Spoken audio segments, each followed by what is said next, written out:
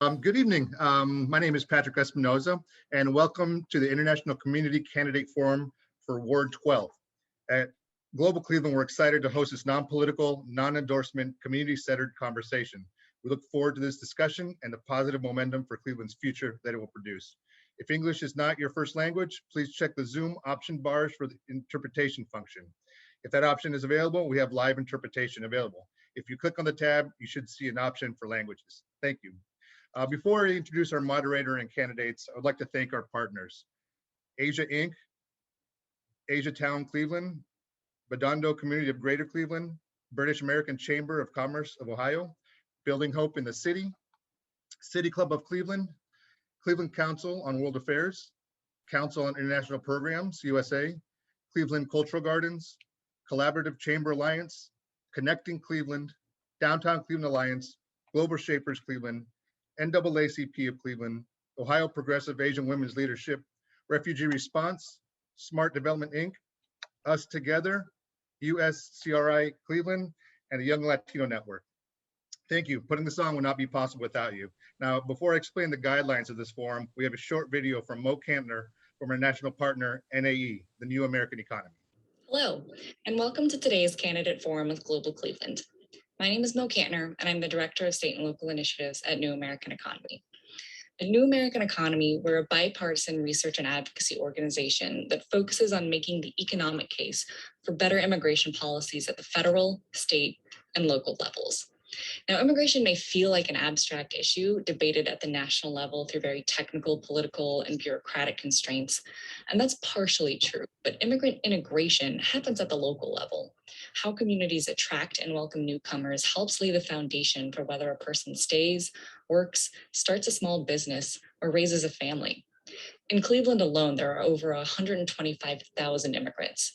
They pay over $1.3 billion in taxes and help fill workforce needs in healthcare, manufacturing, and other critical industries. They're also over 60% more likely than the US-born population to start a small business in Cleveland. They not only help fill workforce needs, they create jobs for other Americans. And that is something that can't be captured at the national level. Those impacts are happening on the ground every day in Cleveland's communities.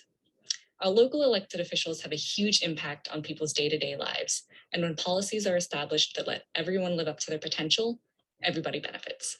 So thank you again for participating in this critical conversation, and remember to vote. Thank you, Mo. Now we'll quickly review the guidelines before we're moving into the questions. All candidates will receive 2 minutes to respond to each question. If a response hits 2 minutes and 30 seconds, they will be muted to allow for efficient movement through the questions. The candidates will answer alphabetically, with the person who went second on the previous question answering first on the subsequent question. Also, any and all derogatory language or personal attacks will result in the candidate being muted and the next candidate being allowed a chance to answer. This is supposed to be a civil discussion. Let's please keep it that way and respect everyone in attendance. Next, I would like to introduce our candidates running for office, Councilman Anthony Brancatelli and Rebecca Maurer. Anthony Brancatelli has been a member of City Council representing Ward 12 since 2005. A lifelong resident of Slavic Village, he's dedicated to his community, and prior to his time on City Council, he worked in community development. Rebecca Maurer is a lawyer and community advocate best known for her works protecting children from lead poisoning and activism to build a more transparent and responsive City Hall. They're running to represent Ward 12. Finally, I would like to introduce our moderator. Malak Rashid is a development and community outreach director for Smart Development, as well as a nonprofit consultant and community activist for the refugee, immigrant, and Arabic-speaking community in Greater Cleveland. Without further ado, I hand it off to our moderator. Thank you, Patrick. With that, I would like to move into the discussion questions with our candidates. We have 20 minutes for pre-supplied questions, so let us begin. The first question, for which we will start with Councilman Brancatelli. What is your experience serving and interacting with the international community and your own community in Northeast Ohio at large? How has this shaped your understanding of your community and your role as a leader? I just had a Mike Polensek moment. Sorry about that. I have a long and rich history of being part of our international community in Ward 12, and I'm very active with some of our cultural institutions. I serve on the board of Circle Greater Cleveland. I'm part of the Polish Heritage, cultural center on Lansing and 64th, and have been very active around our church organizations and especially around our ethnic communities. And when I looked at how our community continues to change, we continue to be engaged with our international community. We had a local church, a local parish, Broadway Christian Church, which became part of our Korean movement for a number of years, and also working with Our Lady of Lourdes, who now was once set to be closed, worked closely with the Catholic Diocese to keep that open, and is now serving our Hispanic community and has become a well-recognized Hispanic parish. An amazing community throughout all of Ward 12, and get to work with lots of different international and different languages that are spoken throughout our community. So I'm really excited to have the history that I have served and what I've been directly engaged with over a number of years. Thank you for your response, Councilman Brancatelli, and we will move to Rebecca Maurer. Thank you so much. And thank you for the opportunity to be here today. I love this opening question because I think it really roots us in the community that we're a part of, and the work that we've done and the work that I want to do on council. So I have had a few different intersections with Cleveland's various immigrant communities. So for instance, when I was at Legal Aid, we ran legal clinic nights at Thomas Jefferson, which is, one of the central locations for immigrants and refugees when they arrive and are integrating into the CMSD school system. So we use the Legal Aid's extensive translation services to fully support the many languages spoken at TJ. I've worked with some incredible leaders like Sarah Ellicott to support refugee response by raising money, and even getting to go to the annual event on the farm is one of my favorite events of the year. And I've been a volunteer with Esperanza doing English language tutoring. I love learning languages and teaching languages, and have been a tutor in various capacities for many years, and really enjoyed a brief stint I had with Esperanza tutoring English as a second language. And fundamentally, each of these experiences has confirmed for me what I've long believed about communicating and interacting with immigrant communities, which is that these communities remind us of the true American dream. When you have been born and raised in America, you can sometimes forget what the vision is, like what we're doing here, and what it means to not be a melting pot, but to be a salad bowl, as we say these days, that no one loses their identities, but we grow and change together. So I truly appreciated the experiences I've had in Cleveland so far, and look forward to this conversation. Thank you both for your wonderful responses. We will now move to the second question. Our population loss from 2010 to 2018 would have been much worse if not for the 37,000 immigrants who moved into Cuyahoga County during that time. These new residents have offset the population loss by 45%. How can we continue to attract more immigrants to move here and continue this important trend? We will start with Rebecca Maurer. Thank you so much. So the number one way that we can attract more immigrants to move to Cuyahoga County and to Cleveland is to make sure that the immigrants who are already here are thriving and doing incredibly well. So able to have the support and resources that they need to be stable, live in healthy homes, start businesses, and really build the world that they want to see here in Cuyahoga County, because those familial connections are really the best way to bring folks in. That these are tight-knit communities, and if you know that you have somebody, a cousin, a distant relative, someone who or who someone knows, who can help, especially if there's a language barrier, that just makes such a difference. So first and foremost, obviously there'll be some amount of immigration that just in terms of refugee resettlement will come through our local refugee resettlement agencies. That's sort of more controlled at the national level, as you guys know. But in terms of more natural or organic a growth of immigration in the area, I absolutely think that making sure the folks who are already here are not just surviving, but thriving is the number one thing we can do. Thank you very much for that response. Councilman Brancatelli. Thank you very much. I think Rebecca hit it on the head. I think, making our community a place as inviting as can be. starts with making sure that we take care of understanding what our markets are and how we can make those markets stable for folks who want to come here and want to grow here, raise their family, creating employment opportunities for folks through our eds and meds and our manufacturing, so that we have job opportunities for folks to come here, and then also having a housing community and neighborhoods that are stable, vibrant, safe, is critically important as we try to attract more immigrants to our community. And certainly at City Council, we did a lot to help with language assistance, both in translation and being able to have folks who can interact with government and have that assistance that they need, and also understanding the particular needs of a particular community as they come into our neighborhoods. And so, having born and raised in our community, as a grandson of Polish and Italian immigrants, being welcome and having being able to have ethnic organizations that you can relate to and grow around is critically important. And how we support those ethnic organizations is how we can find more opportunities for people to come and be around within their own community. So having housing, jobs, safe communities, making a vibrant city is very important for attracting more immigrants. Awesome. Thank you both for your responses. Our third question tonight.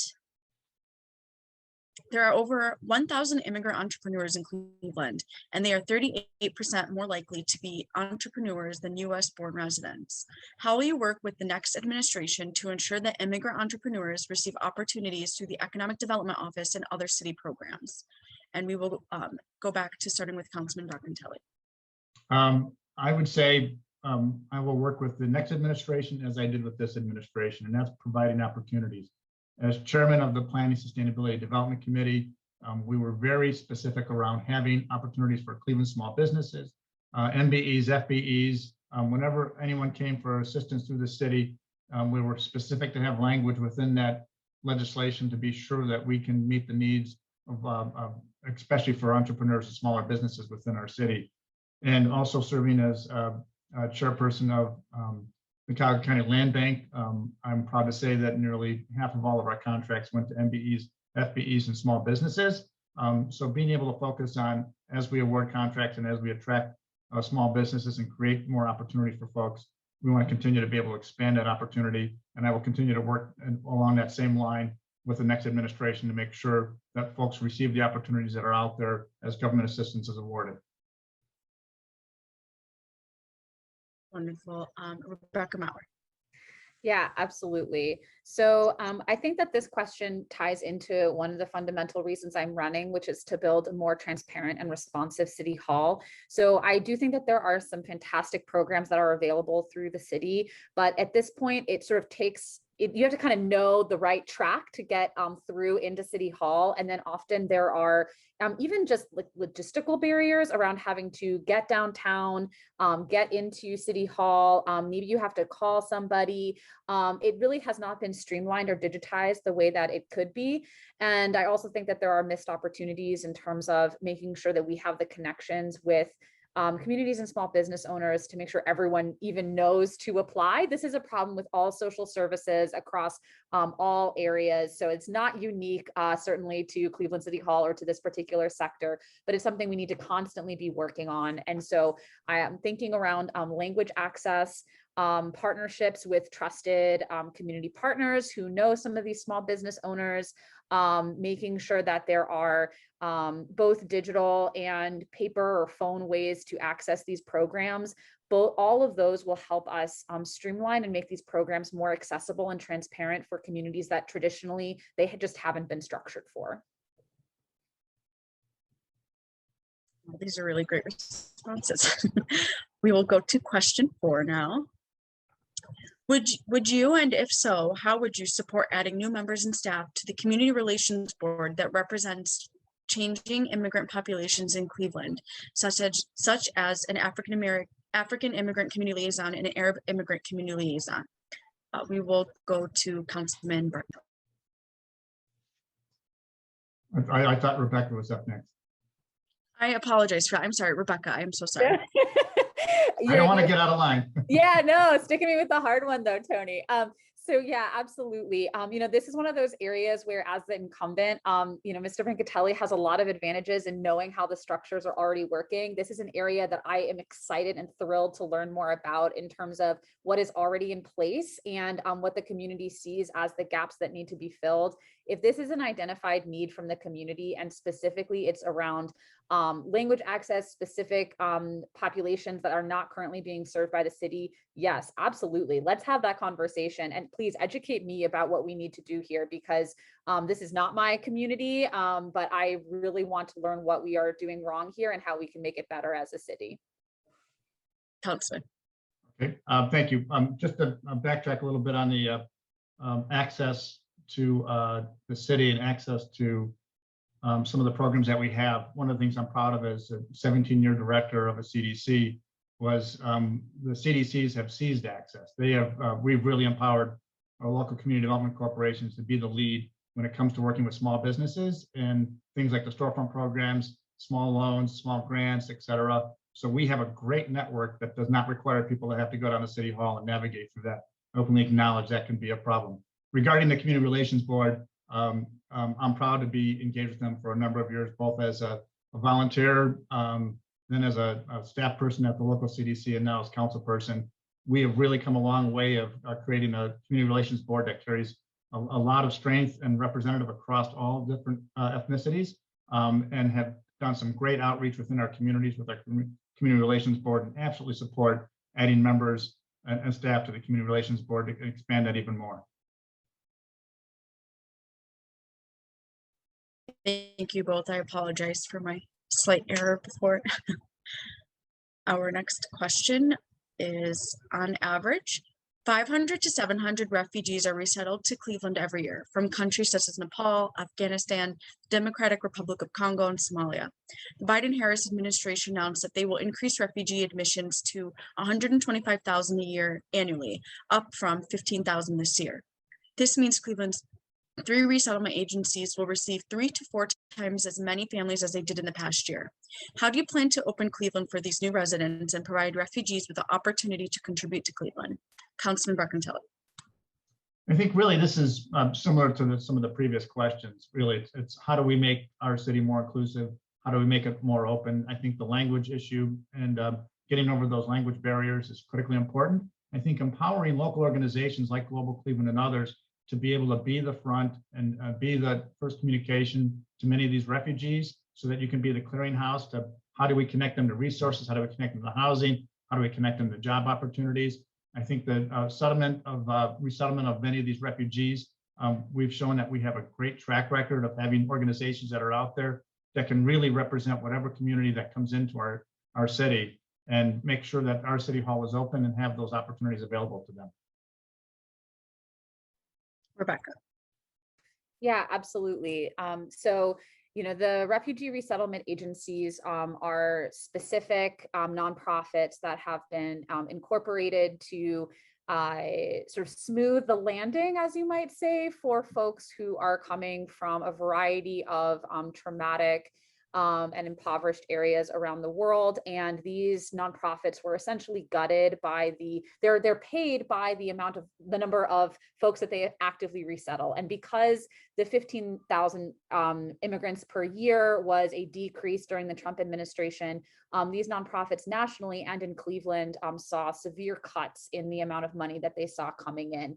And now with the bump back up to 125,000, what we need to make sure is that these nonprofits are able to scale and ramp back up their services. They are incredible organizations that have done amazing work. But frankly, I think if you go onto even Facebook, you will see that sometimes what it depends on is local folks saying, hey, a family is arriving from the DRC and they need 3 twin beds like tonight to get them to have some place to sleep. And so, these are nonprofits that are really doing incredible work on a shoestring budget, and then had been decimated in the past 4 years during the Trump administration.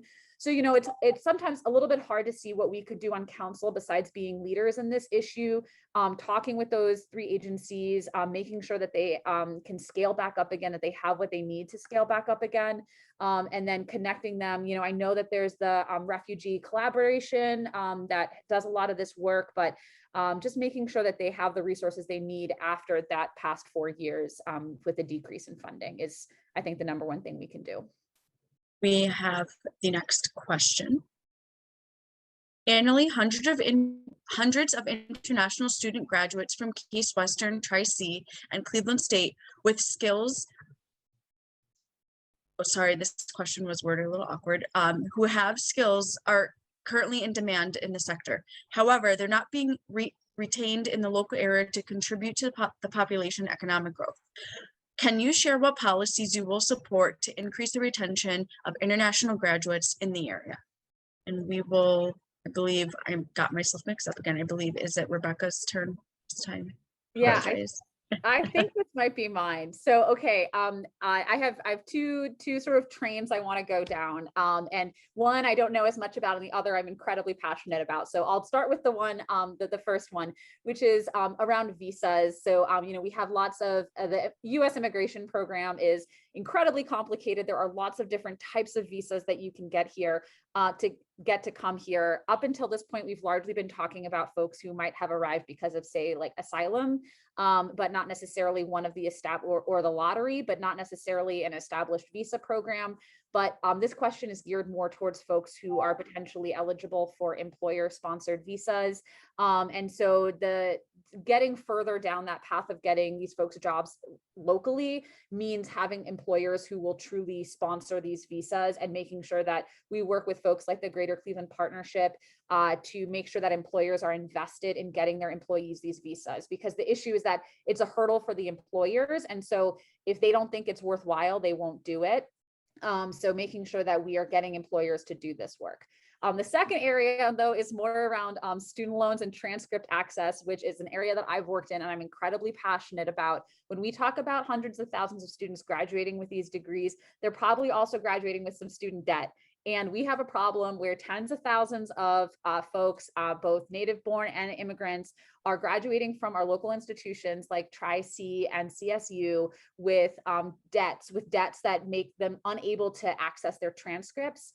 And without those transcripts, they then can't prove or get the credits they need to get that next job. So say like an STNA license. So in Detroit, they had a collaborative partnership between their city council and their local business council to get all of their local institutions to release all these transcripts. And I would love to bring a program like that to Cleveland, because it is a silly barrier that is stopping all sorts of people from getting jobs that they are qualified for. Councilman. Yep, thank you. And I think certainly all the kind of legal and technical components that Rebecca talked about are critically important for us to deal with, and including, you know, I've had the fortune of being able to write letters on behalf of immigrants to be able to come to the United States and stay in the United States after their education, and worked with our local federal officials, which is really where most of the strength of those recommendations can be had. But I think the bigger part of this question for me is why are they not being retained? And part of why they're not being retained is making our city welcoming and making it a quality city for people to want to live. When we look at competing with cities like New York, Boston, Chicago, we've had some wonderful programs in going out and trying to recapture that brain drain that has gone to those cities. I think reaching out to those cities, trying to get some of that young talent back. But more importantly, what are we doing here as public officials to retain the folks that graduate from these universities? And we want to make sure they want to stay here. And some of the things that we have done that have really made us an attractive city is capitalizing on our trails, our parks, our waterway, our waterfront, our lake, and making it a more desirable city, the vibrancy of our downtown, looking at how global we can be as a city, and making it a really cosmopolitan and a place that people want to stay. It's amazing how many folks we see that rebound back to the city, that come and work in professional positions as directors, and heads of hospitals that just love our city when they come here, and being able to retain folks to say, you can have that same love for our city. And that's what's important for us as public officials. Wonderful. Thank you both. Thank you to both of our candidates tonight. That was our final pre-supplied question. Now we will be moving to Q&A from our audience. The questions will appear in the Q&A chat. The same rules will apply as before, and all Q&A questions will be answered by each candidate unless they are specifically directed at any given candidate. If there is any more time, we may go back to pre-supplied questions, but let us start now with our Q&A, and we can look to the chat for any questions. Okay, we do have one question. What is your plan to handle safe housing for the increased number of refugees coming who do not have credit? And we will start with Rebecca Maurer. Yeah, I love this question. So when you're talking about not having credit, I think what she's referring to is that if you don't have an established credit history in America, we've created this wonderful thing called credit that decides whether or not you have the dignity of a safe and healthy house. And when folks arrive without ever having had an American credit card or having ever had a utility bill, they struggle to get leases because landlords can't figure out that they are worthy of getting a lease, even though often the rent is sponsored or covered by one of these refugee resettlement agencies. So I know the agencies often have to step in to get a house. But what that means is that they're ending up in really, really crappy and deteriorated housing situations. And nothing boils my blood more than the idea that somebody fleeing war, famine, unrest comes to America and ends up in a house in our city that is so degraded, just like so many folks live in Cleveland, that they become sick or perhaps lead poisoned because of the home that they ended up in. So I've worked on lead safe housing policies for many years. It's one of the things I've been most involved with from when I was at Legal Aid to when I opened my own law practice. I know there's many other aspects of having a safe and healthy house, but especially when you think about having kids in a home in Cleveland, lead comes to mind, mold comes to mind. Frankly, I've seen situations where, cockroaches and vermin come to mind, and there is so much more that we could be doing. So again, making sure that those refugee resettlement agencies are well staffed, that they can respond, that they have the connections that they need to have to groups like Legal Aid. We've stepped in many of those situations as a nonprofit to help. Second, making sure that when someone calls in a complaint to building and housing, it gets handled, that an inspector can come out. That's been challenging with COVID, but we've got to find a way to handle it and make sure that refugees and immigrants don't feel as though there'll be retribution from a landlord because of that. So making sure that there are protections in place for retaliation. There's so much more I could talk about here, but truly this is such an important topic, and I'm so glad that this question was asked. And I would love to hear if anyone in the audience has great ideas that we should be working on as well. Thank you, Rebecca. Councilman Brancatelli. Thank you very much. I'm really proud of the work that I had done in the past at the nonprofit and what I continue to support as a legislator. I helped create thousands of affordable housing units throughout the city through programs like the low-income housing tax credit, working at Southwick Village specifically, providing affordable housing through programs like Neighbors Invest in Broadway, where we'll let folks build sweat equity by renovating homes and coming into homes and making them very safe. And I think being able to provide affordable housing is critically important as more immigrants come into our community. And by doing that, they do have the opportunity to build their credit. They have the opportunity to establish themselves in a community and have an opportunity to really live in a safe environment. So really proud of the work that I had done both at the CDC and what I'm doing at the city. Thank you to the candidates for their responses to that question. If there is more Q&A, please, those in the audience, do send them in the chat. Another question we have is, how can the city hire more immigrants? We will start with Councilman Brancatelli. Thank you. The city has hired many immigrants, and the city continues to hire immigrants. I think that improving our human resource department streamlining. For anybody who's been hired in government, they know how onerous the onboarding task is. It's more like waterboarding, not onboarding, when it comes to getting hired at any governmental agency. But I think having a more streamlined process, and then also having a welcoming human resource department that can really work directly with immigrants to be able to find the right fit. But when you look throughout our different departments, we have many immigrants that have been hired and will continue to do that. Rebecca. Yeah, absolutely. So, I think one thing that we have learned from 400 years of American history is that diversity, equity, and inclusion doesn't tend to happen naturally. It has to happen through specific steps, goals, and deliverables. And so one of those is around, contracts and hiring practices with a specific metric for minority-owned, woman-owned, and perhaps even immigrant-owned in terms of businesses, or in terms of hiring and diversity goals within the city for minority and women and female employees. So, making sure that we actually have clear metrics around this. One aspect of this that comes to mind recently is, we gave $1 million to Quicken Loans to bring 500 jobs into downtown Cleveland, but that bill passed, and that obviously those jobs are with Quicken, not with the city. So excuse my diversion a little bit, but it goes to this metrics point that we passed it without a diversity hiring goal. So,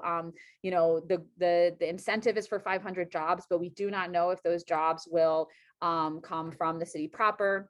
How many folks will be Black, brown, people of color, women, queer. We just do not know, because that was not baked into the proposal that was passed city council. And so, making sure that in all of these aspects of the city, stuff that we have so much control over, we are truly measuring and setting goals for ourselves in terms of diversity hiring. Thank you for your responses. And we do have one last question from the Q&A. How will you ensure that language access is expanded in City Hall and specifically in your ward? And we will start with Rebecca with that question. Aren't I double dipping now? Or no, that was just me. Oh no, it is. Yes. Okay. All right. Yeah. So, I've been at an organization that has taken its language access priorities incredibly seriously. I know that there are federal requirements around language access, but we have not reached the point where we can just kind of sit back and say anyone be heard in. So, the number one thing I want to do here is, as a native English speaker, not assume I know what is going right or going wrong. I would be interested to hear, for instance, from the Community Relations Board about what the next steps are. And truly, this needs to be, again, a driven, metric-based deliverable that we can focus on as a city, because I know we're not there yet. Councilman. Thank you. As noted when I responded on the questionnaire, the City of Cleveland already does have a language access plan. They're committed to providing inclusive and welcoming service to all residents. As part of that commitment to inclusion, the city will ensure meaningful access to resources, services, engagement, regardless of language. So we have a number of links on our website to our access plan, and we'll continue to make sure that that stays in place. Wonderful. I want to thank the audience for attending the candidate forum today for Ward 12. I would also like to thank the candidates for coming here in good faith and speaking to the international community. As a reminder, we did invite every candidate running for election in this specific ward and for the other ward forums that are going on this week, and everyone was given the equal opportunity to reply. You can find the answers to these questions from every candidate who completed the questionnaire on the Global Cleveland website, and we would especially like to thank you for staying here during this time and giving us your time tonight. It is your vote that determines the next generation of Cleveland City leadership, and we thank the interpreters as well for donating their time today and providing language access. We'd also like to thank our incredible sponsors and partners who made this forum possible. Thank you all again, and I look forward to continuing to hear what comes from the candidates as we strengthen our city by welcoming the world.